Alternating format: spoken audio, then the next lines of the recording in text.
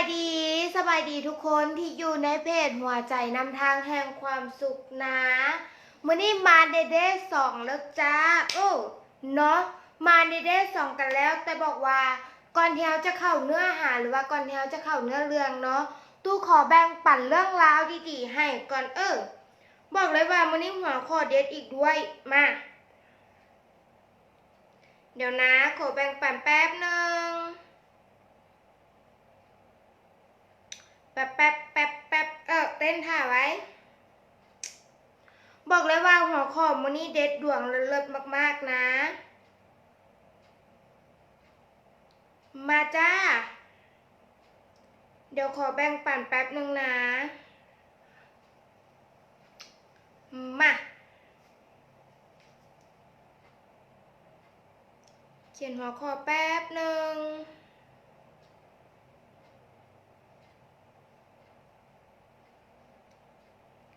โน้มมากับหัวข้อดีหัวข้อเด็ดกับ24 ชั่วโมงเฮ็ดตามทันทีผลลัพธ์เกิดขึ้นทันทีนะจ๊ะมา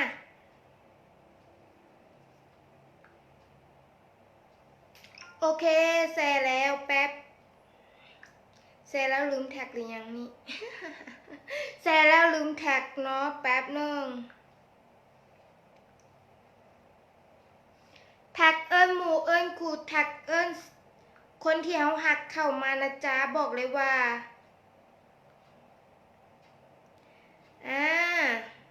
มือที่สองกับพลังแห่งการให้เนาะ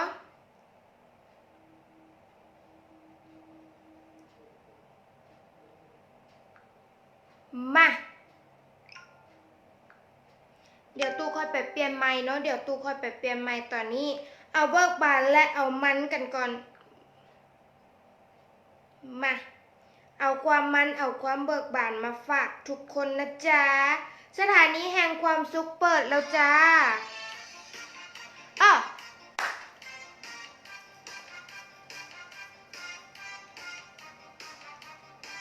สถานีแห่งความสุขแห่งความมันเปิดแล้วนะจ๊ะมาจ้า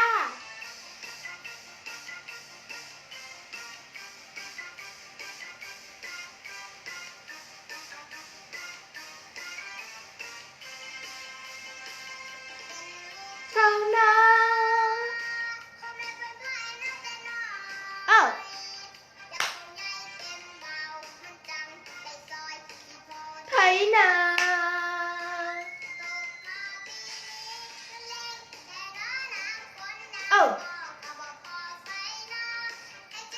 ว้า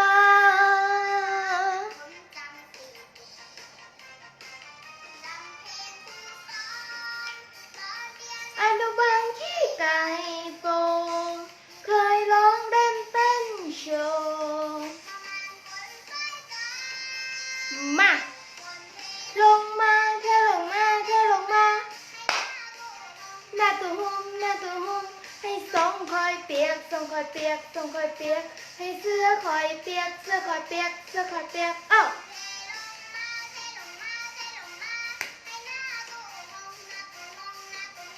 ให้ทรงคอยเปียกให้เสื้อคอยเปียก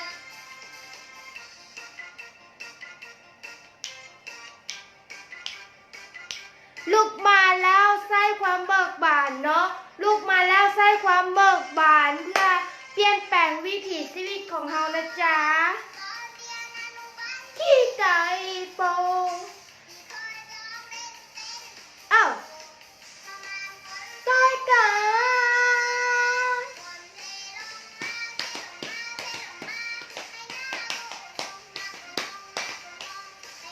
คอยเปียก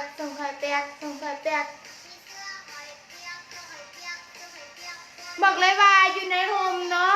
บ่เปียกแต่ความมั่งคั่งจะหลั่งไหลและเทมาให้เสื้อคอยเปียก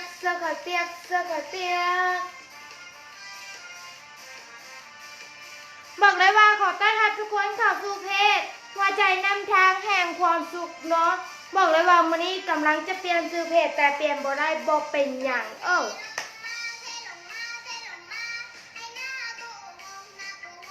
ีหยั อย่างเกิดขึ้นดีที่สุดเสมอเอ้าให้เสื้อคอยเปียกเสื้อคอยเปียกเสื้อคอยเปียก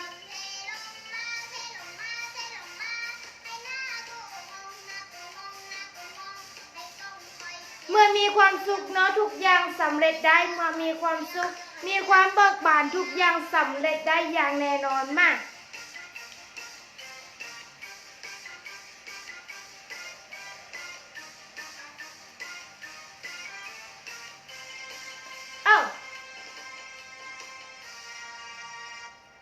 มาขอต่ออีกหนึ่งเพลงเนาะก่อนที่จะเข้าเนื้อหาบอกว่าเบิกบานครึ่งชั่วโมงเนื้อหา5 นาทีเนาะเบิกบานครึ่งชั่วโมงเนื้อหา5 นาทีมาจ้ามาขออีกเพลงหนึ่งน่ะใจเย็นๆใจเย็นๆเนาะมา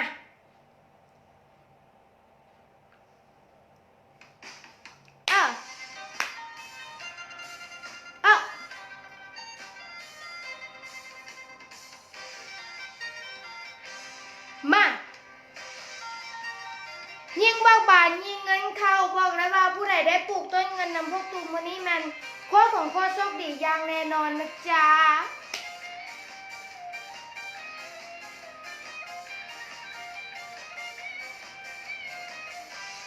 สวยละจัดอะไรไปเลยนี่คิดดีทำดีเลยมีบุญวาสนาเอามาใครอยากเป็นแบบฉันก็จักรวาลทำให้ฉันนั้นได้มาที่ปรารถนาสิ่งใดก็ได้พันทุกคำอธิษฐานฝันก็เลยเป็นจริงกลัวจะอดตายก็เลยต้องทำทุกสิ่งจริงไม่กลัวไม่จริงก็อดตายเพราะว่าอายทำกินสวยละชัดalert ดูดีกดจักรวาลทำให้มีวันนี้สิ่งดีเข้ามามีต่อใจ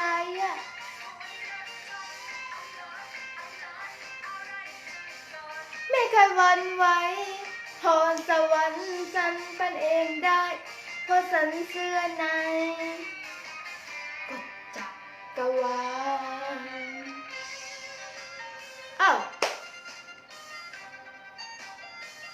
เบิกบานและมีความสุขไปนะจ๊ะทุกคนจ๋า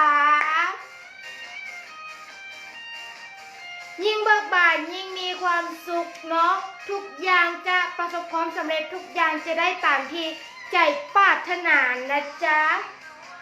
กลัวจะอดตายก็เลยต้องทำทุกสิ่งกลัวไม่จริงก็อดตายเพราะว่าอายทำกินสวยละชัดalert กดจักรวาลทำให้มีวันนี้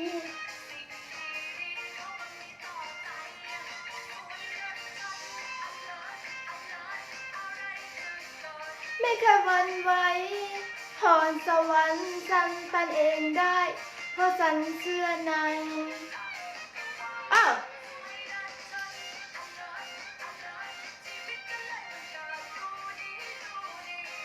กดจักรวาลทำให้มีวันนี้บอกเลยว่าผู้ใดเจอเฮาผู้นั้นโชคดีอย่างแน่นอนเนาะผู้ใดเจอเฮาผู้นั้นโคตรของโคตรโชคดีอย่างแน่นอนฉันเป็นเองได้เพราะฉันเชื่อในกฎจักรวาล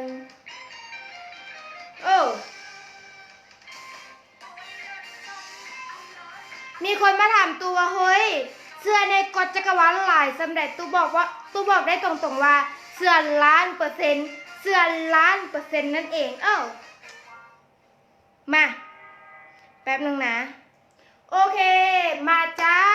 มื้อนี้บอกเลยว่าการเปลี่ยนแปลงชีวิตของเฮาเนาะการเปลี่ยนแปลงชีวิตของเฮาจะบ่ยากเลยถ้าทุกคนรู้จักการนำใช้กฎจักรวาลเข้าในชีวิตกฎจักรวาลเข้าในชีวิตและมื้อนี้ตุ้มมาแบ่งปันอีก1หัวข้อเนาะที่โคตรสำคัญเลยนั่นคือ พลังแห่งการให้แต่ก่อนที่จะไปเข้าพลังแห่งการให้ตู้บอกเลยว่าตู้เป็นคนหนึ่งที่ศึกษาเรื่องกฎจักรวาลกฎแห่งดึงดูดมาเนาะตู้เป็นคนหนึ่งที่หักในการศึกษาเรื่องนี้มากเพราะว่าการเปลี่ยนแปลงชีวิตของเขาเขาจะแบบว่าเกิดขึ้นมาแล้วเฮ็ดเวียกหนักๆแล้วตายหามันเป็นไปบ่ได้เนาะสำหรับตู้สิ่งที่ตู้ปรารถนานั่นก็คือตู้ปรารถนาที่จะมีธุรกิจมาสร้างตัวเองและตู้ปรารถนาที่จะเป็นคนหนึ่งที่ประสบความสำเร็จตู้ได้มาเจอเนาะครูสิตาพรสวรรค์ปั้นเองได้ตู้ได้มาเจอคลิปมหากาพย์21 วันที่ให้เฮาเปลี่ยนแปลงชีวิตที่ให้เฮาเปลี่ยนแปลงแนวความคิดมาได้จนถึงปัจจุบันนี้และตู้บอกเลยว่าคลิปมหากาพย์นี้เนาะสำหรับผู้ใดที่ยังบ่ฮู้ว่ากฎจักรวาลแม่นหยังกฎแห่งดึงดูดแม่นหยังตู้แนะนำให้ไปเบิ่งคลิปนิวรอนเนาะควบคู่กับการเบิ่งคลิปมหากาพย์21 วันแล้วทุกคนจะรู้ว่าการเปลี่ยนแปลงชีวิตมันบ่ได้ยากเลยเพราะทุกคนมีแนวความคิดอยู่แล้วเพราะทุกคนใช้ความคิดในการดำเนินชีวิตของเฮาอยู่แล้วถ้าอยากเปลี่ยนแปลงชีวิตให้เป็นคนรวยถ้าอยากเปลี่ยนแปลงชีวิตให้เป็นคนสำเร็จนะขั้นตอนแรกที่อยากจะศึกษาเรื่องกฎจักรวาลกฎแห่งดึงดูดตู้แนะนำให้ไปเบิ่งคลิปนิวรอนได้เลยจ้าลองไปเบิ่งนะลองไปศึกษาเบิ่งว่าเฮ้ยการที่เฮาอยากเปลี่ยนแปลงชีวิตน่ะมันขึ้นกับอันนี้แท้บ่สิ่งแรกเนาะมันขึ้นกับอันนี้แท้บ่มันขึ้นกับแนวความคิดเฮาแท้บ่ว่าเฮ้ยเฮามีแนวความคิดแบบใดเฮามีแนวความคิดในการเบิ่งโลกแบบใดเฮามีแนวความคิดในการตีความหมายทุกอย่างแบบใดบางคนเห็นคนอื่นประสบความสำเร็จหรือเห็นคนอื่นได้ดีแล้วบอกยีมึงต้องเพจอย่างผิดมาแน่นอนหรือเห็นคนรวยแล้วบอกว่าเฮ้ยคนรวยต้องไปเฮ็ดสิ่งที่บ่ดีมาแน่นอนจึงมีเงินหลากหลายขนาดนั้นและในยุคปัจจุบันของสังคมเราเนาะจะแนมเห็นคนรวยแบบว่ามันต้องไปเป็นหนี้มาแหละหรือต้องไปแบบว่าความหมายว่าตีความหมายผิดๆให้กับคนรวยในการตีความหมายผิดๆนะจิตใต้สำนึกเฮาจะจื้อเลยว่าสิ่งที่รวยแล้วต้องไปผิดกฎหมายสิ่งที่รวยแล้วต้องไปเฮ็ดสิ่งที่บ่ดีมาจึงแม่นคนรวยบ่จิตใต้สำนึกเฮามันจะจื้อจิตใต้สำนึกของเฮาจะเก็บฐานข้อมูลที่เฮาตีความหมายนั้นแล้วเอามาใช้กับชีวิตหลายๆคนเชื่อว่าเฮ้ยเป็นคนดีแล้วมันบ่สามารถรวยได้เป็นคนรวยต้องเป็นคนชั่วเป็นคนดีต้องบ่ต้องมีเงินค่อยก็ดีได้นี่คือแนวความคิดของคนหลายๆคนในสังคมลาวเนาะแต่ตูบอกว่าเป็นคนรวยก็สามารถเป็นคนดีได้เช่นเดียวกันมันขึ้นกับมุมมองแนวความคิดของเฮาต่างหากเนาะภายหลังที่ตูได้เรียนรู้กับครูสิตามีคีย์หนึ่งที่เป็นคีย์ในการเปลี่ยนแปลงชีวิตของใครหลายๆคนเป็นคีย์ที่คนที่ยังกดแห่งดึงดูดกฎจักรวาลจะหุ้นคีย์นี้ดีเนาะนั่นก็คือคิดให้น้อยสนุกให้มากมันให้เยอะๆคิดให้น้อยสนุกให้มากมันให้เยอะๆคีย์นี้เป็นการคิดเรื่องราวลบๆให้มันน้อยลงคิดเรื่องราวที่บ่ดีคิดเรื่องราวที่มันแบบว่าบั่นทอนอารมณ์แห่งความสุขบั่นทอนอารมณ์แห่งความบ่สามารถเบิกบานได้ให้มันน้อยลงมวนให้หลายๆบางคนนะบ่กล้าที่จะมวนกับชีวิตเฮ้ยอยากประสบความสำเร็จมันต้องจริงจังซีเรียสสิตู้เป็นคนหนึ่งที่เป็นแบบนั้นตู้เป็นคนหนึ่งที่เป็นแอดมินของบริษัทเนาะเวลาที่เขาจะไปลงกับลูกน้องหรือเวลาที่เขาจะไปลงกับคนอื่นๆน่ะเขาคิดว่าแอดมินมันต้องจริงจังสิแอดมินมันต้องว่าเขาอย่างจริงจังในชีวิตไปทุกเรื่องการจริงจังในชีวิตมันบ่ได้ให้เขาสำเร็จการจริงจังในชีวิตในด้านนั้นน่ะมันบ่ได้ให้เขามีความสุขขึ้นเลยมันเป็นการกดดันทางเขาและคนอื่นด้วยฉะนั้นคิดให้น้อยสนุกให้มากคือมันให้เยอะๆใช้ชีวิตด้วยความมันใช้ชีวิตด้วยความมันบ่ได้ว่ามันแล้วประมาทเนาะเขาบ่ได้ประมาทในชีวิตแต่เขาใช้ชีวิตเฮ็ดแบบใดก็ได้ให้มันมีความสุขเฮ็ดแบบใดก็ได้ให้มันอิ่มเต็มในหัวใจเฮ็ดแบบใดก็ได้ให้เฮามีความสุขคนอื่นมีความสุข แค่นี้แหละคือคีย์เปลี่ยนชีวิตของตูเลยเนาะมันคือคีย์เปลี่ยนชีวิตของตูเลยว่าอ๋อคิดเรื่องลบให้มันน้อยลงคิดเรื่องลบให้มันน้อยลงแล้วมาเบิกบานมีความสุขกับการใช้ชีวิตนั่นเองนั่นคือคำตอบหนึ่งและคีย์ที่สองที่ตูแบบว่าโคตรตื่นหูอีกหนึ่งคีย์เนาะนั่นก็คืออารมณ์คืออนาคตอารมณ์คืออนาคตป้าตรงๆเลยเนาะของตูนี่เนาะแปลว่าแต่ก่อนเป็นคนที่บ่มีอารมณ์เบิกบานแต่ก่อนเป็นคนที่มีอารมณ์โหดร้ายในที่นี้บ่ได้โหดร้ายแต่เฉพาะตนเองด้วยไปโหดร้ายใส่กับทีมงานไปโหดร้ายใส่กับคนอื่นๆด้วยเพราะว่าตูเป็นแอดมินเพจตูเป็นแอดมินของบริษัทแล้วตูจะมีคนที่เป็นแอดมินเพจหลายๆแอดมินเนาะแล้วเขามาปรึกษาเราแล้วเขามาลงกับเราว่าเฮ้ยเป็นอย่างแบบมีปัญหาในเวียกนะอ้าวเป็นอย่างคือพวกแกเวลาไปเจอกับลูกค้ามาแล้วเจอลูกค้าที่มีอารมณ์หุนแหงเขาจะมีอารมณ์หุนแหงตอบกับลูกค้าเขาจะมี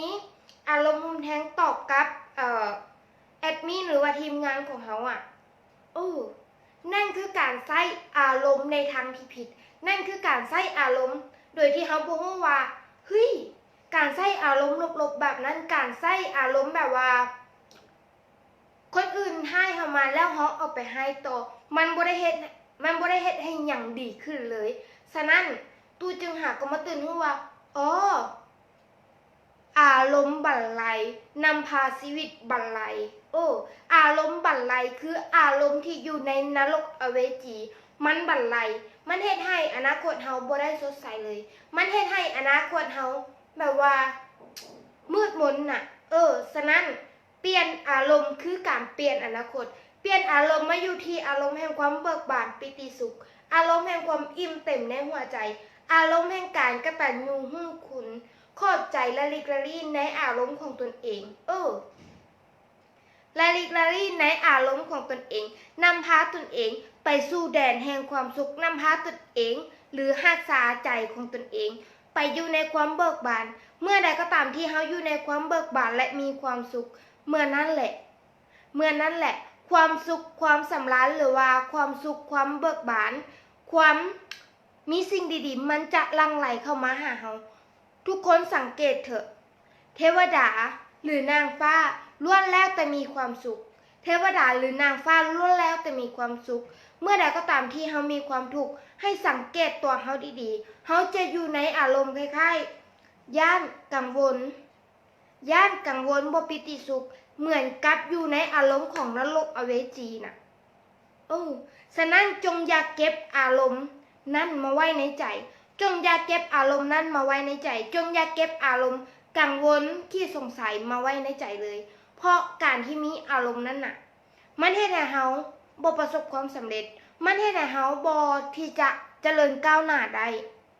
ฉะนั้นรักษาตัวเองให้ดีๆรักษาตัวเองหมายถึงรักษาใจตัวเองน่ะบ่ให้ไปมีอารมณ์แบบนั้นเลยตัวจึงลุกขึ้นมาแล้วรักษาใจตัวเองเมื่อใดก็ตามที่เฮารักษาใจแบบนั้นมันจะเหมือนเฮาอยู่ถึงสวรรค์มันจะเหมือนเฮาอยู่ถึงสวรรค์และคำว่าสวรรค์ถึงดินมันเป็นจริงแบบใด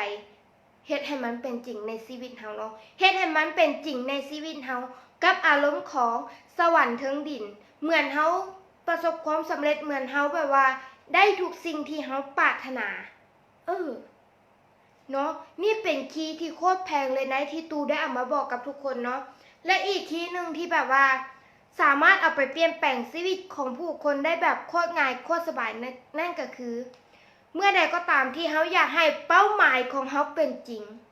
เมื่อใดก็ตามที่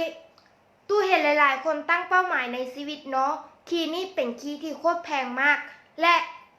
เดือนนี้เนาะมันใกล้จะถึงปีใหม่แล้วเดือนนี้มันใกล้จะถึงปีใหม่แล้วฉะนั้นผู้ใดที่เก็บคีย์นี้ได้นะผู้ใดที่เก็บคีย์นี้ได้แล้วเอาไปเฮ็ดตู้ห้ามฮ้องว่าปีใหม่นี้ทุกคนจะมีชีวิตที่เปลี่ยนไปปีใหม่นี้ทุกคนจะมีชีวิตที่ยอดเยี่ยมขึ้นอย่างแน่นอนนั่นก็คือทุกๆเป้าหมายของเฮาบ่ว่าทุกคนจะอยากได้เงิน100 ล้านหรือทุกคนอยากที่จะประสบความสำเร็จอย่างไววา ทุกๆเป้าหมายจงกำกับมันด้วยอารมณ์แห่งความรู้สึกที่ได้รับมาแล้วจงกำกับ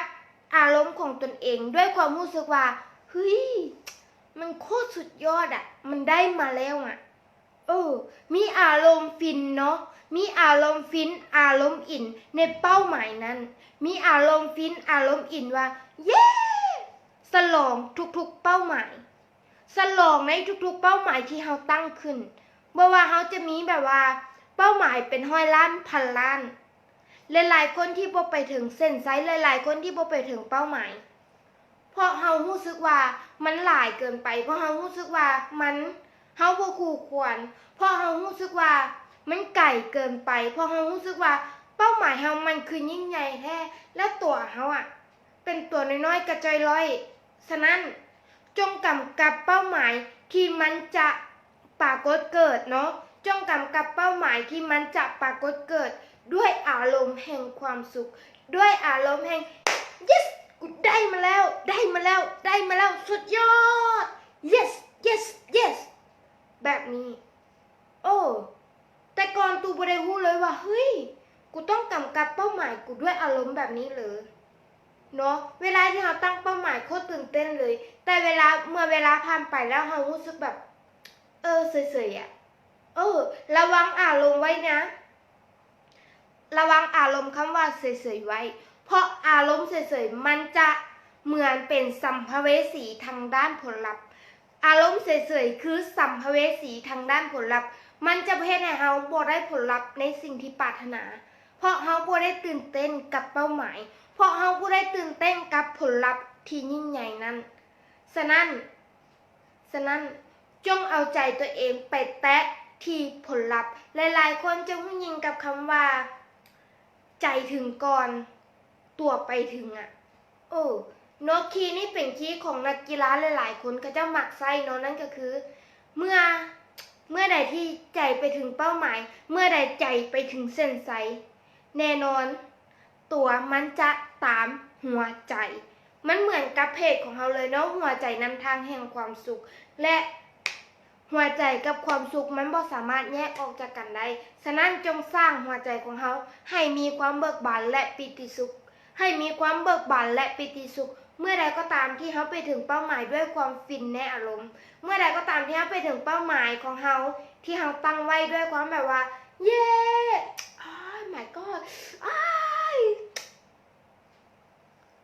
แบบเนี้ยเหมือนนั่นแหละเส้นชัยอยู่บ่ไกลเกินเอื้อมเส้นชัยอยู่บ่ไกลเกินเอื้อมอย่างแน่นอนเมื่อใดก็ตามที่เรารู้สึกฟินกับเป้าหมายหลายๆคนบอกว่าเฮ้ยเป้าหมายอยู่ไกลเป้าหมายกับเราจะเป็นตัวที่ดึงดูดกันเป้าหมายกับเราจะเป็นตัวที่ดึงดูดกันมันดึงดูดด้วยอารมณ์และความรู้สึกมันดึงดูดกันด้วยคำว่าอารมณ์และความรู้สึกฉะนั้นจงรักษาอารมณ์ของตนเองไว้ให้ดีๆเนาะจงรักษาอารมณ์ของตนเองไว้ให้ดีๆแล้วกันว่าเฮ้ยเป้าหมายเรามันยอดเยี่ยมนะเป้าหมายของเรามันโคตรยอดเยี่ยมเหลือเกินนั่นเองเนาะฉะนั้นเมื่ออยากให้เป้าหมายของเรามันประสบความสำเร็จแบบนั้นเมื่ออยากให้เป้าหมายของเราประสบความสำเร็จแบบนั้นแล้วเขาจะเป็นผู้ให้จังได้วะแล้วเขาอยากประสบความสำเร็จจริงๆนะอยากประสบความสำเร็จจริงๆสิ่งแรกที่เขาจะมีสิ่งแรกที่เขาต้องมีแนบหัวใจนั่นก็คือพลังแห่งการให้พลังแห่งการให้แบบใดล่ะหลายๆคนค่อยให้ไปแล้วค่อยมานั่งกังวลมันจะบ่เกิดนะฉะนั้นสิ่งหนึ่งที่เราจะให้ทุกคนได้นั่นก็คือให้เรื่องราวดีๆคีย์แรกนะพลังแห่งการให้นั่นก็คือการให้เรื่องราวที่มันดีๆให้เรื่องราวที่มันโคตรยอดเยี่ยมให้เรื่องราวที่เรารู้สึกว่าเรื่องราวนี่แหละมันจะเปลี่ยนแปลงชีวิตของผู้คนเรื่องราวนี่แหละที่เรารู้สึกว่าค่อยฟังแล้วค่อยมีความรู้สึกดี ค่อยมีความรู้สึกอิ่มเอมใจแล้วค่อยอยากให้คนอื่นน่ะได้มาฟังเรื่องราวแบบนี้ค่อยอยากให้คนอื่นน่ะได้มีชีวิตที่ดีขึ้นแบบที่ค่อยได้รับฉะนั้นจงแบ่งปันเรื่องราวที่มันดีๆจงอย่าแบ่งปันเรื่องราวที่มัน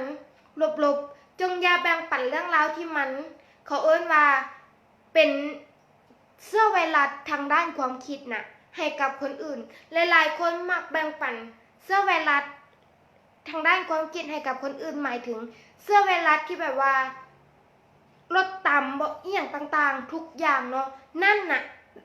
ซื่อใดที่เจ้าเสพขอโทษซื่อใดที่เจ้าเสพเจ้าจะได้รับมันซื่อใดที่เจ้าเสพเจ้าจะได้รับมันออลี่เหมือนกับเจ้าเสพสิ่งนี้เจ้าดึงดูดสิ่งนี้เข้ามาหาค่อยเมื่อใดก็ตามที่เจ้าเสพคนรวยหรือว่าเสพวิถีชีวิตของคนรวยเจ้าก็จะดึงดูดเรื่องราวดีๆหรือเจ้าจะดึงดูดความรู้สึกของเขาอะมาใส่กับเฮาอันนี้นะเป็นสิ่งหนึ่งที่ตูแบบว่าโคตรตื่นเต้นแล้วก็โคตรเป็นจริงเลยเนาะนั่นก็คือเวลาใดที่ตูอ่านปึ้มหรือว่าอ่านเกี่ยวกับ The Magic of the Universe เป็นปึ้มที่เกี่ยวกับกฎจักรวาลกฎแห่งดึงดูดเนาะตูจะมีความตื่นเต้นละเวลาเขาอ่านปึ้มมันจะจินตนาการไปถึงเฮ้ยถ้าคนสำเร็จคนนั้นมันเป็นกลุ่มมันจะเป็นแบบเดียววะแล้วฟินแล้วมีความสุขตูจะมักอยู่ในดงแบบนี้เนาะตูจะมักอยู่ในดงของคนสำเร็จแบบนี้เวลาที่อ่านประวัติของคนที่เขาประสบความสำเร็จแล้วเรามากลับมาคิดว่าถ้าเป็นเฮานะมันจะยิงโคตรฟินสำใดถ้าเป็นเฮานะมันจะยิงแบบว่าอินซ้ำใดฮะนะฉะนั้นจงแชร์แต่เรื่องราวที่ดีๆเพื่อให้คนอื่นได้มีชีวิตที่ดีขึ้นจงแชร์แต่เรื่องราวที่มีความสุขเพื่อให้คนอื่นได้มีความสุขขึ้นจงอย่าปล่อยไวรัสทางด้านอารมณ์เสียจงอย่าปล่อยไวรัสทางด้านอารมณ์บูดบึ้งจงอย่าปล่อยไวรัสที่มันกัดกินแนวความคิดของเราเลยนอกจากที่มันจะไปกัดกินแนวความคิดของคนอื่นแล้วก่อนที่เจ้าจะส่งไวรัสนั้นให้คนอื่นมันกัดกินหัวสมองเจ้าไปแล้วมันกัดกินแนวความคิดเจ้าไปแล้วฉะนั้นเลือกดีๆนะในการเสพเนาะเลือกดีๆในการเสพเรื่องราวที่มันดีๆเรื่องราวที่มันกายเข้ามาในทั้งหน้าเขาเนาะเวลาที่ฟีด Facebook ไปฟีด Facebook ไปถ้าเจอเรื่องราวดีๆอยู่ในหน้า Facebook นั้นแล้วซึมซับและอิ่มเต็มกับพลังงานดีๆซึมซับและอิ่มเต็มกับพลังงานที่ยอดเยี่ยมถ้าว่าเป็นเรื่องราวที่ลบๆฟีดให้ไวและบล็อกให้ไวเพราะเฮาบ่ได้ต้องการมีชีวิตที่ลบๆเพราะเฮาบ่ได้ต้องการมีชีวิตที่บัดซบแนวนั้นฉะนั้นแชร์เรื่องราวดีๆแล้วแชร์ตู้ให้เคล็ดลับในการแชร์ละกันเนาะตู้ให้เคล็ดลับในการแชร์เรื่องราวดีๆที่อยากมีผู้ใดอยากมีชีวิตที่ดีขึ้นกดหัวใจมารัวๆเลยเนาะกดหัวใจมารัวๆพร้อมแชร์คลิปนี้ออกไปรัวๆเลยผู้ใดอยากมีชีวิตที่ดีขึ้นแบบว่าอยากมีชีวิตที่ยอดเยี่ยมขึ้นแชร์เรื่องราวที่ดีๆแล้วตั้งจิตอธิษฐานนะแชร์เรื่องราวที่ดีๆแล้วตั้งจิตอธิษฐานลูกหรือว่าข้าพเจ้าขอ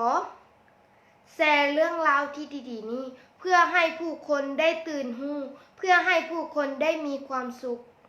กับการใช้ชีวิตของเขาได้อย่างยอดเยี่ยมด้วยอานิสงส์ผลบุญแห่งการแชร์เรื่องราวดีๆนี้ขอให้ข้าพเจ้าหรือว่าขอให้ครอบครัวของข้าพเจ้าจงมีความสุขประสบความสำเร็จตลอดไปแล้วกดแชร์ปั้งแล้วกดแชร์ปั้งนี่คือการให้พลังงานในการอธิษฐานจิตนี่คือการให้พลังงานในการอธิษฐานจิตให้เรื่องราวดีๆเนาะกับผู้คนสิกคีที่2ของพลังแห่งการให้นั่นก็คือให้ด้วยหัวใจที่บริสุทธิ์ให้ด้วยหัวใจที่มันบริสุทธิ์หัวใจของการให้นั่นก็คือให้ไปด้วยพลังแบบว่าค่อยให้คนอื่นมีชีวิตที่ดีขึ้นค่อยให้คนอื่นมีชีวิตที่โคตรมีความสุขแล้วโคตรอิ่มเต็มในหัวใจกันเลยเนาะโคตรอิ่มเต็มในหัวใจกันเลยแบบว่า เฮ้ยปลื้มปิติมากที่มื้อนี้ได้มอบสิ่งดีๆให้กับผู้คนปลื้มปิติมากที่ได้มอบสิ่งดีๆให้กับคนอื่นได้เปลี่ยนแปลงชีวิตแบบง่ายๆสบายๆขอบใจตัวเองที่กล้าลุกขึ้นมาเป็นผู้ให้ที่ยอดเยี่ยมขอบใจตัวเองที่มีหัวใจที่บริสุทธิ์ที่มาแบ่งปันเรื่องราวดีๆให้กับผู้คนเวลาที่ตู่ออกมาไลฟ์แบ่งปันเรื่องราวดีๆแบบนี้ตู่จะมีความรู้สึกแบบนี้ตลอดเวลาตู่จะมีความรู้สึกอิ่มเต็มแบบนี้ตลอดเวลาฉะนั้นตู่จึงอยากให้ทุกคนนะลองเป็นผู้ให้ที่ยอดเยี่ยมเนาะลองเป็นผู้ให้ที่ยอดเยี่ยมด้วยการแบ่งปันสิ่งดีๆให้กับผู้คนด้วยการแบ่งปันเรื่องราวดีๆให้กับผู้คนให้โดยบ่หวังสิ่งตอบแทนเนาะให้ไปเพื่อบ่หวังสิ่งตอบแทนอย่างตู่บ่ได้หวังสิ่งตอบแทนบ่ได้หวังให้คนอื่นกลับมาแบบว่าเฮ้ยมึงเก่งแท้บ่แม่นเพราะเฮาฮู้ว่านี่คือความดีเนาะเพราะเฮาฮู้ว่านี่คือความดีเพราะเฮาฮู้ว่านี่คือสิ่งที่เฮาปรารถนาที่จะให้ผู้คนเปลี่ยนแปลงชีวิตแบบง่ายๆสบายๆเนาะแล้วสิ่งที่3นั่นก็คือจิตของผู้ให้ยิ่งใหญ่เสมอบางคนบ่กล้าแชร์บางคนบ่กล้าที่จะแบ่งปันเพราะรู้สึกว่ากูให้ไปแล้วกูบ่ได้หยังหรือบางคนบ่กล้าที่จะแบ่งปันเพราะบ่รู้ว่า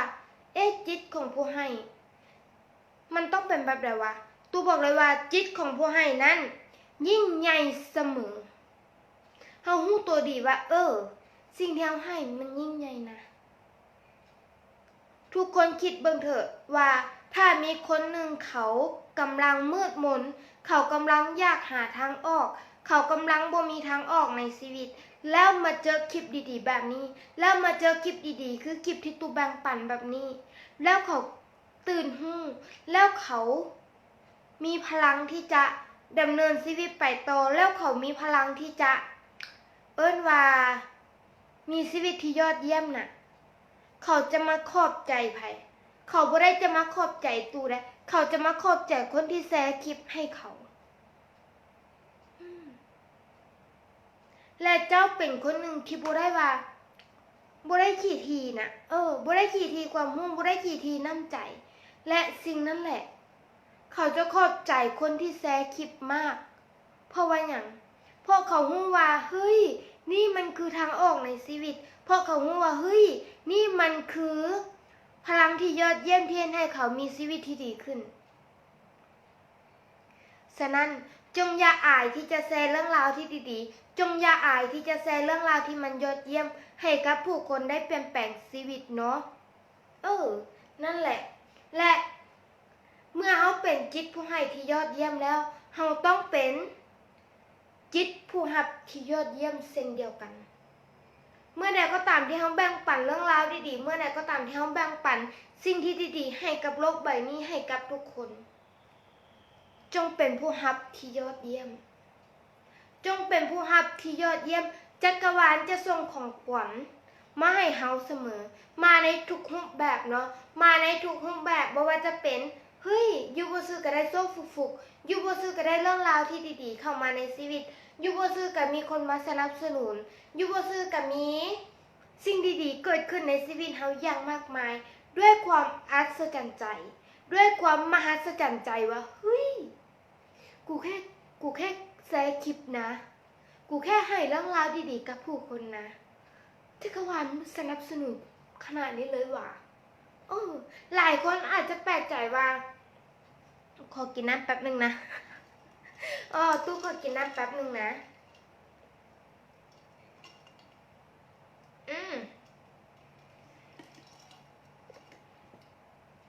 เวลาที่ให้เรื่องราวดีๆมันจะมักมีอีหยังก็ตามที่มันแบบว่าเฮ้ยเฮ็ดให้เราประหลาดใจนะเฮ็ดให้เราประหลาดใจว่าเย้มีคนมาสนับสนุนสุดยอดแบบนี้ตูมักจะเจอแบบนี้เสมอเนาะตูมักจะเจอแบบนี้เสมอเวลาที่เฮาให้แบ่งปันเรื่องราวดีๆแล้วแบบว่ามีเรื่องใหม่เฮาดีใจมีเรื่องมาสนับสนุนเฮาเสมอมาในรูปแบบของคนที่ว่ามีน้ำใจมาสนับสนุนเฮามาในรูปแบบของคนที่ว่า มอบความหักให้กับเราแบบอิ่มเต็มตลอดเวลาเนาะฉะนั้นการให้เป็นสิ่งที่ยิ่งใหญ่และเราเป็นคนที่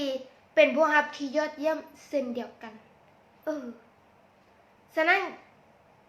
มันไปคู่กันเนาะสำหรับการเป็นผู้ให้ที่ยิ่งใหญ่และการเป็นผู้รับที่ยอดเยี่ยมจงฝึกตัวเองให้เป็นผู้ให้ที่ยิ่งใหญ่และจงฝึกตัวเองให้เป็นผู้รับที่ยอดเยี่ยมแล้วชีวิตของทุกคนจะมีความสุขขึ้นแล้วชีวิตของทุกคน